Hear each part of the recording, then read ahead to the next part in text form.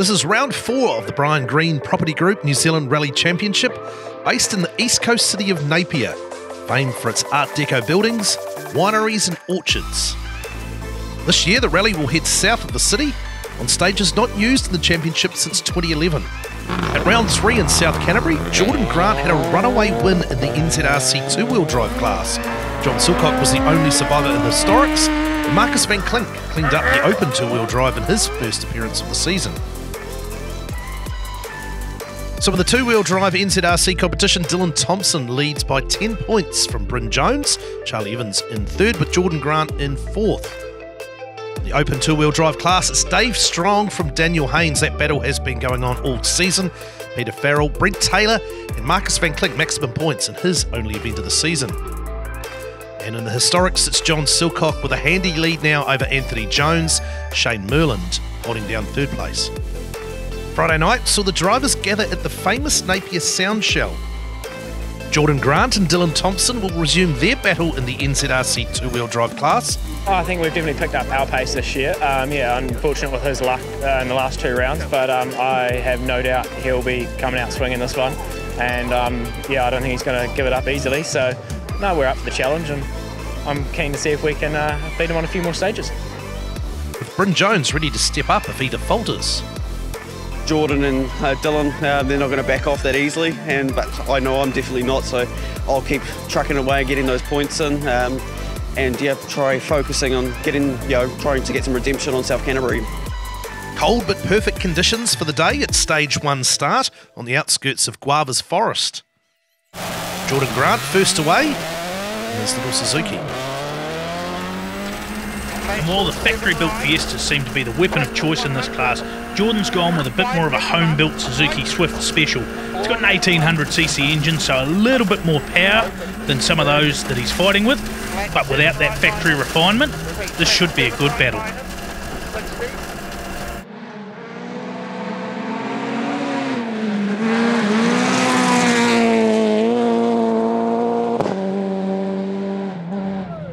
Dylan Thompson has worked hard to bring the Fiesta back up to speed after his round 2 crash.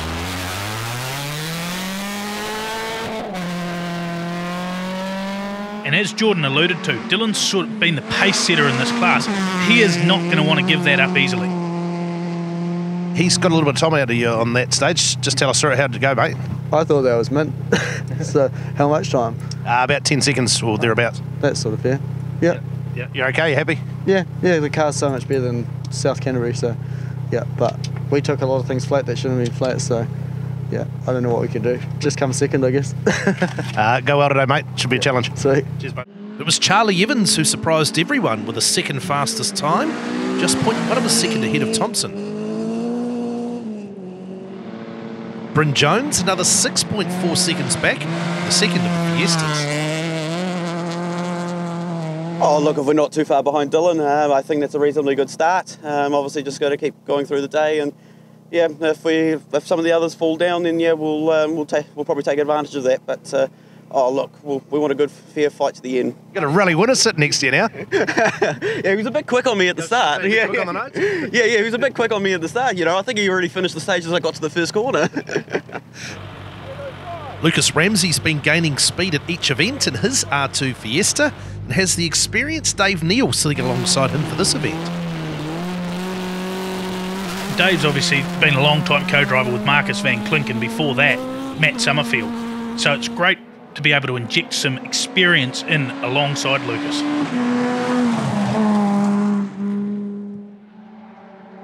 JP Vandermeij's just 9 seconds back.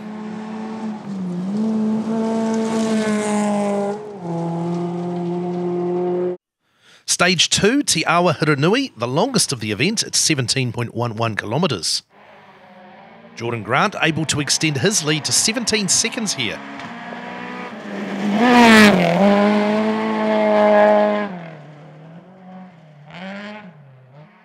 But it was Dylan Thompson who would take over second place with a slim 2-second margin over Charlie Evans.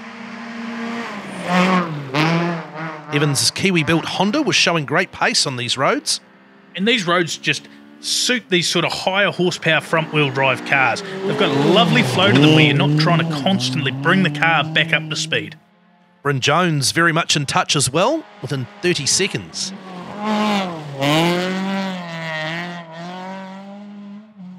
But JP Vandermeij stopped after the car slid off the road, leaving Lucas Ramsey in 5th.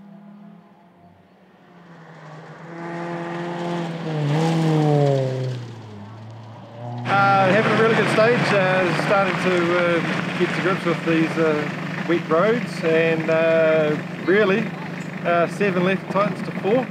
Don't go wide. Keynote, don't go wide. Results. With John Silcock sitting out this event, just 2 historic cars entered. Current champion Anthony Jones and veteran Shane Merland. Merland took first blood with a stage win on Special Stage 1, but Jones struck back to take a 1.3 second lead on Stage 2.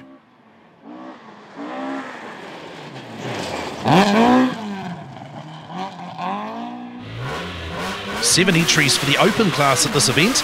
Brent Taylor leading the field in his Toyota FT86. And just look at the amount of gravel that car is spraying out of the rear wheels. These open class cars are spectacular.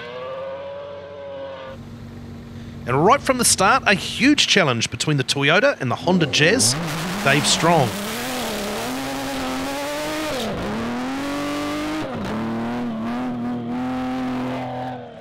Taylor winning the stage, but Strong just 0.1 of a second behind. By Stage 2, Taylor had extended that to a narrow lead of 9.4 seconds.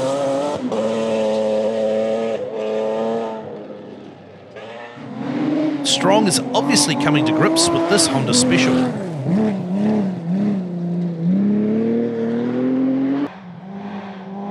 Dan Haynes third on Stage 1, with McRae Sloper just 17 seconds behind.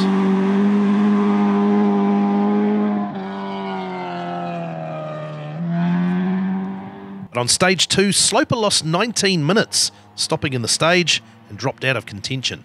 And the irony that what's happened here is the car's oil surged and the computers shut it down into limp mode. It's designed to keep the engine safe, which it's definitely done in this case, but unfortunately it's cost a whole heap of performance. With Sloper out, Peter Farrell moved up to 4th, the powerful Mazda well suited to the fast stages.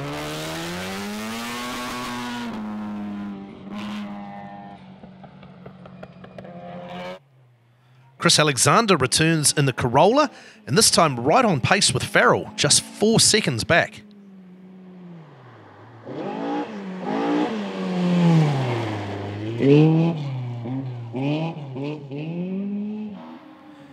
And a new car for the class, this beautiful Mark I Escort with Alan Murphy.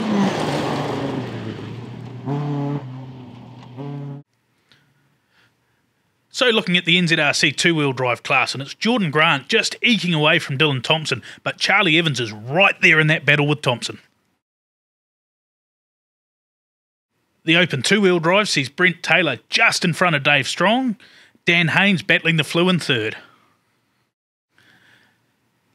And just the 2 starters in the historics, but Anthony Jones just ahead of Shane Merland. That's going to be a great battle. 2 more stages until lunch service, Ugly Hill, which is half tarmac, and Te Uri, which starts with a rugged slippery stage through forest, finishing on a fast 3 kilometre long straight. Jordan Grant maintained his lead through the 2 stages, although it wasn't a runaway result. And while he's just eking a couple of seconds in every stage, a spin, a puncture, anything like that, it's all game back on. It's not comfortable. Jordan, you really obviously get the better out of this battle with Dylan. How did it go through there? Yeah, it was pretty muddy at the start. It was really slippery, and we just made sure that we're still here at the end.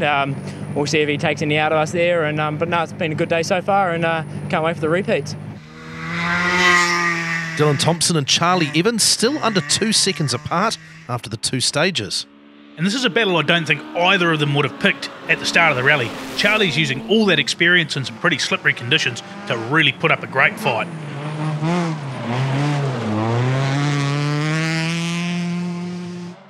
Bryn Jones within 30 seconds in 4th.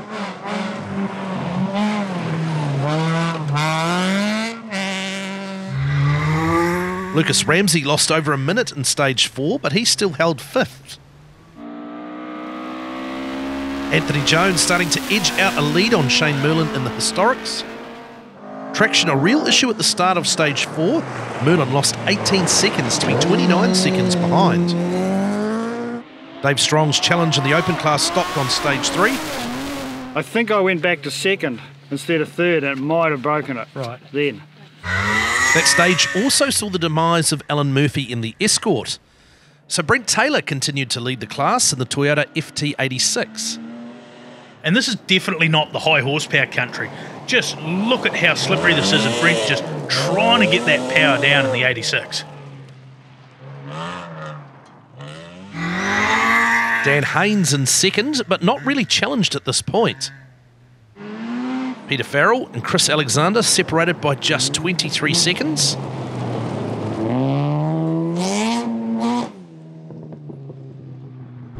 We go on board with Chris Alexander now, and this is a pretty graphic demonstration of just how slippery this bit of road is.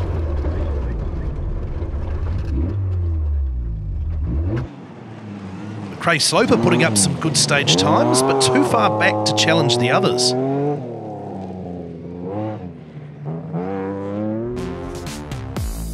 So in the NZRC two-wheel drive class at half-time, it's Jordan Grant, now with a comfortable-ish lead over Dylan Thompson and Charlie Evans. That battle's still raging real tight. Open two-wheel drive sees Brent Taylor with a comfortable lead over Dan Haynes, while Peter Farrell and Chris Alexander are all within fighting distance. That spin wouldn't have helped. And in the historics, it's now Anthony Jones who's made that move and holds a 29-second lead.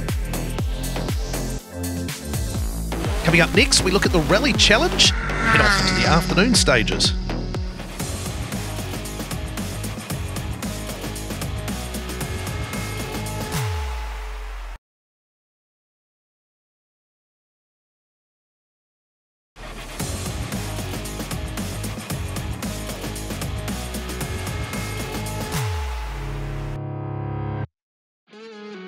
Welcome back to the Brian Green Property Group New Zealand Rally Championship. This is round 4, Kennedy Park Resorts, Rally Hawke's Bay. In the Rally Challenge, a great start for Zeal Jones. The team had given the front drive Subaru some upgrades, and he won the opening 2 stages by 20 seconds. But the car was retired at service with a broken clutch. So Zeal's father Austin used to rally one of these GC8 Imprezas as a Group A car back in the day, and some of those parts are now on this car. Most notably a turbo. Dan Alexander took over the lead through the morning stages. Behind him, a tight battle between Jono Shapley in the Vitz Turbo and Sam Byrne in the Lancer MR. Byrne won stage 4 and passed Shapley into second.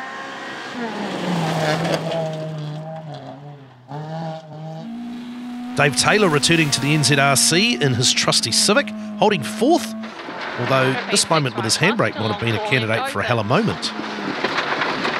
Have you got the handbrake on by any chance? A little bit, yep. 100? Jeff Talkington, the final finisher in his MR2.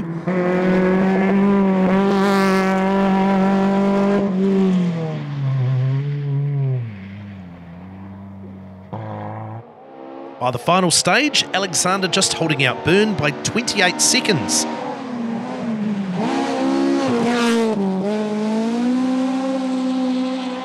With Shapley taking another 3rd place in the Toyota Vitz.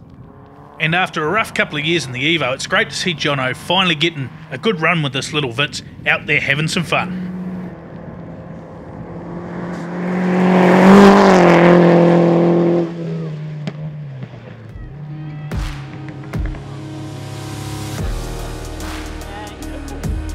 So just confirming those results, Dan Alexander taking the win ahead of Sam Byrne and Jono Shapley.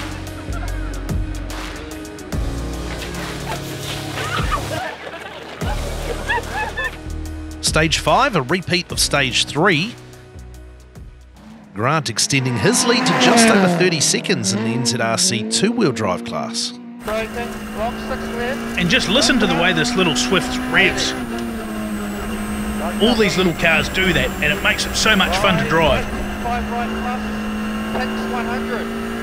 You also hear the experience there of Glenn Goldring. This has been a big part of Jordan's development over the last 18 months. Turn 6 right plus opens, 80. But the battle for second still very close. On this stage, Charlie Evans was faster than Thompson by 0.2 of a second, but Thompson was holding on to second place by 1.6 seconds. And you can see he is leaving absolutely nothing on the table. Stage 6 was the power stage, a repeat of stage 4, and the road had cut up badly over the first 5Ks. Jordan Grant won the power stage, but it was fiercely competitive. Dylan Thompson second and just 1.1 seconds behind Grant through the stage. 180, tarmac, flat till finish, 100. Fine car.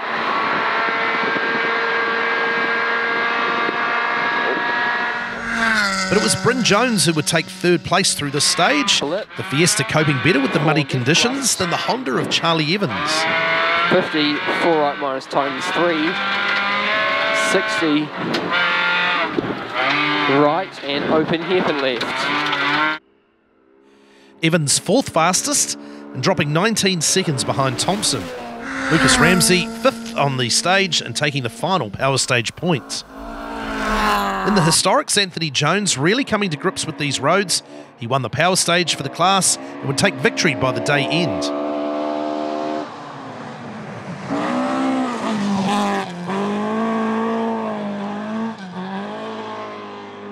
Merlin still had one more stage win on Special Stage 7, but for both drivers, a solid haul of points heading to Rally New Zealand.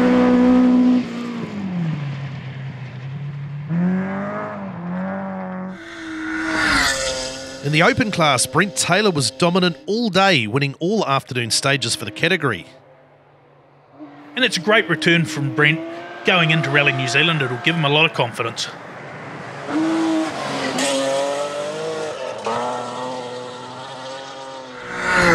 Craig Sloper was second on the power stage to take 4 points, and he'd finish fifth for the day.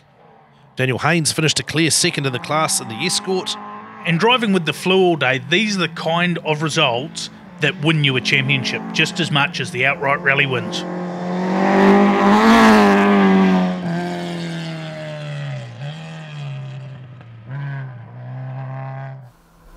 But the battle for third went right to the line. Chris Alexander getting past Peter Farrell on the final stage to claim third by just 13 seconds. And after a couple of tough early DNFs, Chris was absolutely over the moon to secure the podium spot. Battle for NZRC two-wheel drive also came down to the final stage.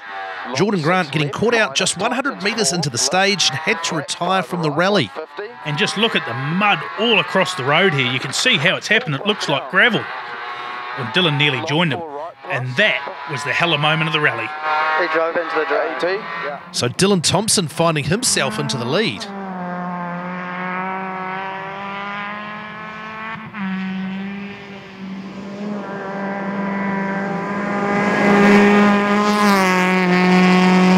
Unfortunately, Charlie Evans was forced out with mechanical issues on the way to the final stage, so Bryn Jones bringing home the other Fiesta in second. 7 left. And it's exactly what Bryn talked about at the end of stage 1. It's about being here at the end, and he's picked up the pieces. Slow down. Well done, mate. Great job today. And Lucas Ramsey, a surprise podium for the 17-year-old. It's a great reward for the young fella. He's been rallying less than 2 years, literally the day after he got his driver's licence. So this podium is well deserved.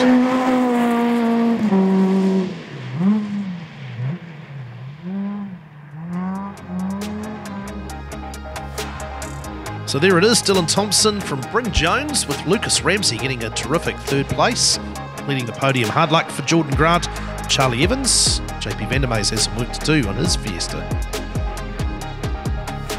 Brent Taylor claiming the open two-wheel drive win from Daniel Haynes. Chris Alexander just sneaking onto the podium on that final stage ahead of Peter Farrell. Some hard luck stories for Craig Sloper, Dave Strong and Alan Murphy. And in the historics, Anthony Jones claiming the win ahead of Shane Merlin. Some handy points for both of them. Anthony Jones given the Dunlop driver the rally. Jordan pushed us all day. It's pretty sad because he did deserve this win and we didn't expect to be here right now. But yeah, unfortunately he had the mechanical and then fell off in that last stage. So we were all set up for a big push, so that was a little bit of a relief. And unfortunately, Charlie's had an issue too, so we sort of just got left out there with no one to battle. And then obviously championship-wise, that's a huge boost for you in terms of defending that title, right? Yeah, that is definitely a big help. I think Prairie Bryn's our biggest threat now, with a few podiums under his belt. But yeah, it's definitely a lot better than we thought we'd be at the end of this weekend. And congratulations, mate. Dunlop drive of the rally. Yeah, as I said, everyone else finding things difficult in these slippery, wet conditions, particularly those stage 4, stage 6, the early part of that, and you look very much at home. Oh, thanks very much. I wasn't expecting that, but yeah, no, I've been feeling quite comfortable today in the car, and actually the car's been going good, and I'm the co-driver with the daughter there. She's made it all worthwhile to flying back from Australia to jump in the seat there. She does a great job of it.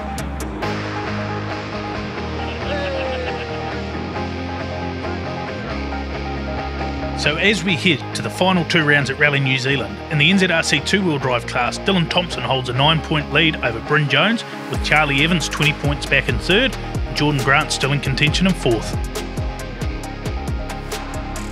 In open 2-wheel drive, it's Dan Haynes who goes into those final rounds in the lead, but any of those top 4 are right in contention. And despite missing that round, John Silcock holds a reasonable lead in the historic championship over Anthony Jones, Shane Merland in 3rd.